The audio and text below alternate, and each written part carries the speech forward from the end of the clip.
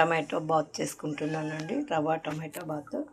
1 cup రవ్వ, 2 టమాటాలు, కరివేపాకు, కొత్తిమీర, పచ్చిమిర్చి, జీలకర్ర అండి. స్టవ్ మీద నూనె పెట్టుకున్నానండి. ఈ మొత్తం కట్ చేసుకున్నవన్నీ ఇందులో వేసేయాలండి. ఉప్పు, కొంచెం అల్లం తురుము వేసుకోవాలండి. వేసుకున్న తర్వాత ఒక్క రవ్వకి 3 నీళ్ళు వేసుకోవాలండి. ఇంకా సాఫ్ట్ కావాలంటే 4 వేసుకోవచ్చండి. ఎమర్జెన్సీగా ఇంట్లో ఆనియన్ లేకపోతే ఇలా కూడా టమాటో బాత్ అని చేసి ఇవ్వచ్చండి పిల్లలకి. ఇక రుచికి తగినంత ఉప్పు వేసుకుంటున్నానండి. దేంట్లోనైతే రవ్వ తీసుకున్నామో దాంట్లో 3 నీళ్ళు వేసుకోవాలండి. చూడండి, 3 నీళ్ళు వేసుకున్నానండి.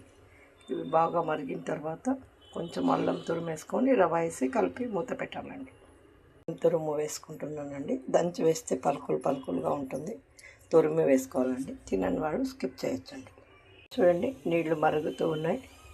ఇప్పుడు రవ్వ వేసి తిప్పేసుకోవాలండి. దానిపైన నెయ్యి వేసి మూత పెట్టాలండి. చూడండి, రవ్వ వేసేసుకున్నాను. Tomato bath.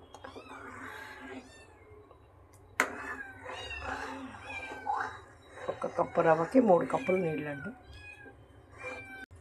కాజు, కిస్మిస్ వేసుకునే వాళ్ళు వేసుకుంటారు. శనగపప్పు, మినపప్పు వేసుకునే వాళ్ళు వేసుకుంటారు. మా ఇంట్లో ఏజ్డ్ పర్సన్ ఉన్నారు కాబట్టి 2 స్కిప్ చేశానండి. నేను మురుగన్ ఘీ వేస్తున్నానండి. దీనిపైన నెయ్యి వేసి కలిపేసుకోవాలండి. నెయ్యి వేస్తే ఎసిడిటీ కాకుండా ఉంటుందండి. కొంతమంది రవ్వ తింటే తట్టుకోలేరండి. ఉప్మా తినరు కొంతమంది.